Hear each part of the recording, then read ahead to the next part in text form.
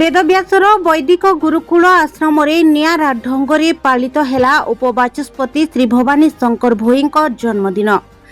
ଆଜି ଓଡ଼ିଶା ବିଧାନସଭାର ଉପବାଚସ୍ପତି ତଥା ତଳସରା ବିଧାନସଭାର ଲୋକପ୍ରିୟ ବିଧାୟକ ମାନନୀୟ ଶ୍ରୀ ଭବାନୀ ଶଙ୍କର ଭୋଇଙ୍କ 46ତମ ଜନ୍ମଦିନରେ ରାଉରକେଲାର ବେଦବ୍ୟାସ ସ୍ଥିତ ବୈଦିକ ଗୁରୁକୁଳ ଆଶ୍ରମରେ ଯୁବ ଶୁଭେଚ୍ଛୁମାନଙ୍କ ଦ୍ୱାରା ଏକ ସ୍ୱେଚ୍ଛାକୃତ ରକ୍ତଦାନ ଶିବିରର ଆୟୋଜନ ହୋଇଥିଲା। ଗ୍ରୀଷ୍ମ ପ୍ରବାହ ହେତୁ ସହରରେ ଦେଖାଦେଇଥିବା ରକ୍ତର ଅଭାବ ସମସ୍ୟାର ସମାଧାନ ପାଇଁ ଏହି ରକ୍ତଦାନ ଶିବିର ଆୟୋଜନ କରାଯାଇଥିଲା।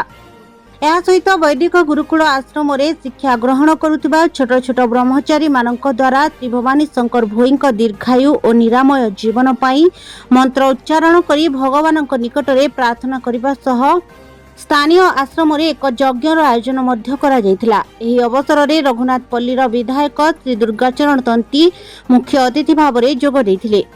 ଭାରତୀୟ ଜନତା ପାର୍ଟି ରାଜ୍ୟ ମହିଳା ମୋର୍ଚ୍ଚା ସାଧାରଣ ସମ୍ପାଦିକା ଶ୍ରୀମତୀ ଲତିକା ପଟ୍ଟନାୟକ, ବିଜେପିର ବରିଷ୍ଠ ନେତା ଶଙ୍କର ପୂଜାରୀ, ହଳପାଣି ମାଝୀ, ଦାଶରଥୀ କିଷାନ, ସଞ୍ଜିତ ସାହୁ, ସନ୍ତୋଷ ତିର୍କି, ଗୁରୁବିନ୍ଦର ସିଂ, ମିନତୀ ଦେବତା, ପ୍ରକାଶ ପାଶୱାନ, ଆୟୋଜନ କମିଟିର ଗୌତମ ଶାହ, ରମନ କୁମାର ଝା, ଅଭିଷେକ ସିଂ, ଶ୍ରୀକାନ୍ତ ପାଢ଼ୀ ପ୍ରମୁଖ ଉପସ୍ଥିତ ରହିଥିଲେ।